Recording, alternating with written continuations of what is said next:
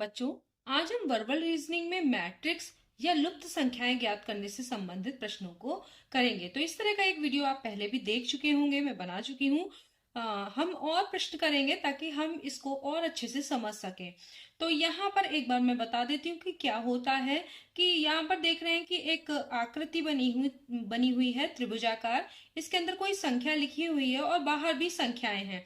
तो यहाँ पर देख रहे हैं इन संख्याओं का और अंदर की संख्या का कोई संबंध होगा। तो जैसा यहाँ पर और इस वाले में दिया है वैसा ही जहां पर ये प्रश्नवाचक चिन्ह लगा हुआ है वहां पर कोई विकल्प में से एक संख्या आएगी। तो हमें इन संबंधों को ढूंढना होगा और फिर इसको पहचानना होगा कि यहाँ पर कौन सी संख्या आएगी। तो चलिए करके देखते हैं।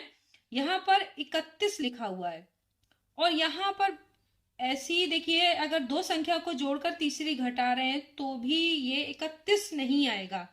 तो अभी हम इनको जोड़ के देखते हैं कि क्या होता है।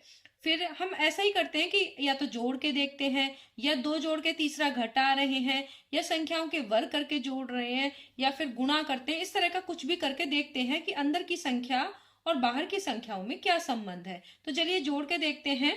तो अगर हम यहाँ पर 16, 26 और 20 को जोड़ते हैं तो 6 6 12 और यहाँ पर हो गया एक हासिल बचा, दो दो चार और एक और वो हासिल मिला के हो गए 62।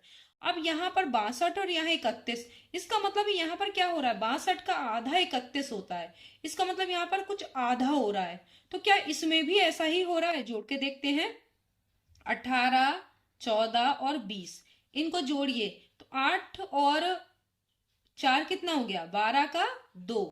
हासिल कितना बचा, एक, दो और एक 3 और एक 4 और हासिल 5, 52। 52 26 दूनी 52, यानी आधा हो रहा है यहाँ भी। इसका मतलब है कि ये सही है, ये संबंध है कि अगर हम तीनों बाहर की संख्या को जोड़ लेते हैं तो अंदर वाली संख्या उस जो योगफल आ रहा है उसकी आधी है। तो यहाँ पे भी ये हो रहा है, यहाँ पर भी हम इस तरह से करके अंदर वाले जो संख्या है उसको हम निकाल सकते हैं। 30 और 20 आपको पता है, इसको तो ऐसे ही जोड़ लेंगे। 50 50 और ये हो गया 70 और 4 74। तो 74 का अगर हम आधा करते हैं, आधा कितना होगा, देखिए 2 3 6 और 2 7 14, 37। 37 ये विकल्प तीसरा यानी सी वाला विकल्प सही है, 37 आएगा। अब दूसरे में देखते हैं कि क्या हो रहा है। यहाँ 36 है या 49 है। तो यहाँ कुछ दिख रहा है आपको कि ये किसी संख्याओं के वर्ग हैं। ये देखिए 6 का वर्ग है 36, 7 का वर्ग 49। तो अब यहाँ पर देखिए कि 6 का वर्ग है तो यहाँ पर क्या हो रहा है, 3 2 5 और एक 6।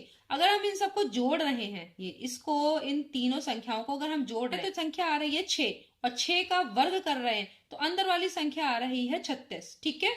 इस वाले में क्या हो रहा है, देखिए 3 2 5 और 6 7, 7 है। इन दोनों संख्याओं को जोड़ा और इसको संख्या को जोड़ा, यानी तीनों संख्याओं को अगर हम जोड़ रहे हैं तो आ रहा है 7 और 7 का वर्ग कर रहे हैं तो अंदर 49 आ रहा है। अब यहाँ देखिए 3 3 और 3, इन तीनों को अगर हम जोड़ देंगे तो कितना आएगा, 9। 9 का वर्ग कितना होगा, 81। तो यहाँ पर जो ये आंसर है 81, ये सही है। ठीक है। तो इस तरीके से हम कर लेंगे। अगला वाला देखिए, यहाँ पर 10 आ रहा है तो 10 कैसे आएगा, यहाँ पर देखिए 5 है और यहाँ पर है 7। तो 5 और 7 को जोड़ देंगे तो कितना आ रहा है, इन दोनों को जोड़िए तो क्या आ रहा है, 12। और 12 में से अगर 2 घटाते तो 10 आएगा। ठीक है कि नहीं। इन दोनों को जोड़कर ये वाली संख्या ये 2 घट जाएगी तो आएगा। इसमें भी देखिए 3 है और ये 4 है।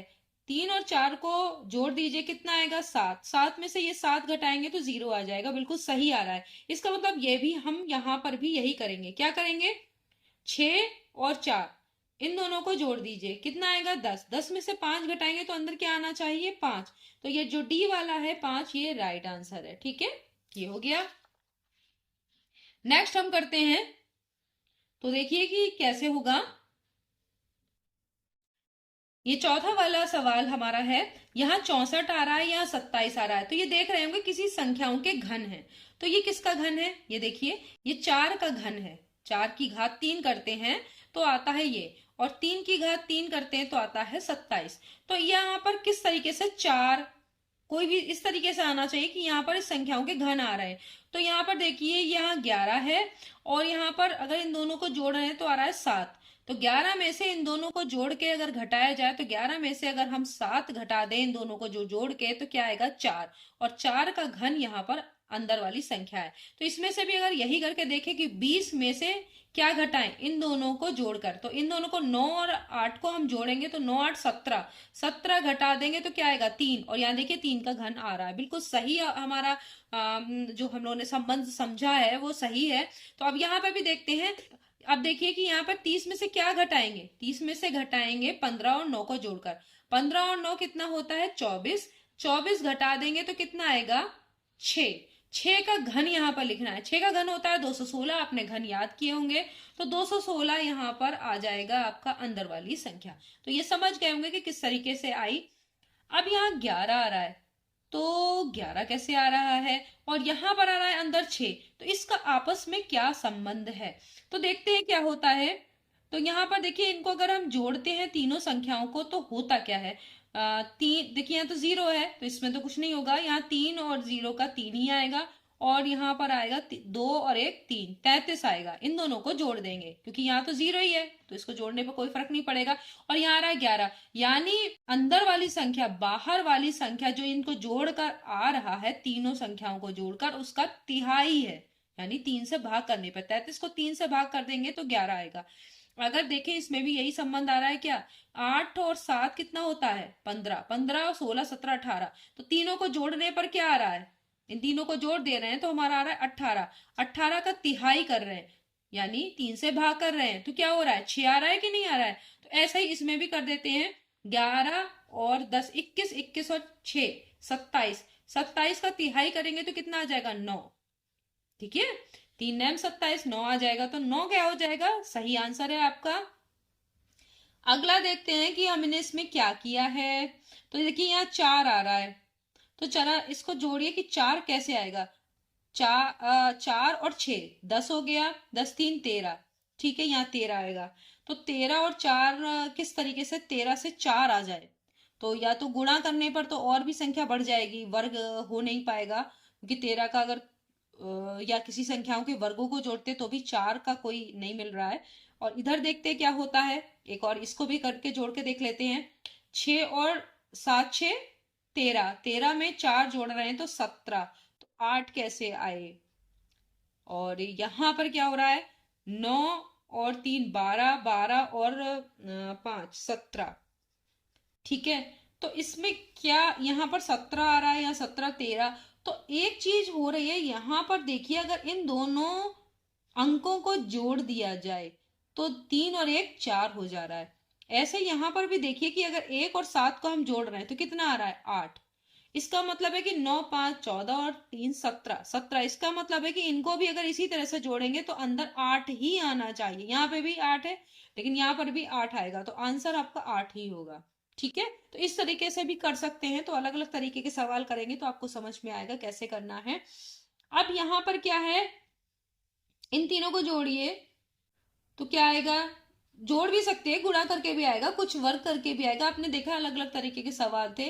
तो अगर हम जोड़ते हैं 9 और यहाँ भी है 4 और 5 9, तो यहाँ हो जा रहा है 18, 18 का आधा यहाँ पर है। ठीक है, तो क्या यहाँ पर भी ऐसा ही हो रहा है, तो करके देख लेते हैं। 7 4 11 और 11 और 11 हो गया 22, 22 का आधा करेंगे तो 11 आ रहा है। तो यहाँ पर देखिए क्या हो रहा है, यहाँ पर भी देख लेते हैं। 9 और 8 17, 17 में अगर यहाँ पर 7 और जोड़िए तो कितने आएगा, आपका आएगा 24, 24 का आधा करेंगे तो कितना हो जाएगा 12, तो यहाँ पर कितना आना चाहिए 12, तो 12 आपका जो है वो राइट आंसर है। तो ये इस तरीके से आपने देखा कि मैट्रिक्स के हमने कुछ और सवाल किए जिससे कि आपको समझ में आ गया होगा कि हम लुप्त संख्याएं जो हैं, जो आकृति के आसपास दी हुई हैं, उनमें क्या संबंध है। संबंध के हिसाब से आप जो प्रश्नवाचक चिन्ह है उसकी स्थान पर कौन सी संख्या विकल्पों में से चुनकर भरेंगे, ये आपने सीख लिया होगा। नेक्स्ट वीडियो में वर्बल रीजनिंग के कुछ और प्रश्न लेकर उपस्थित होंगे, तब तक के लिए धन्यवाद।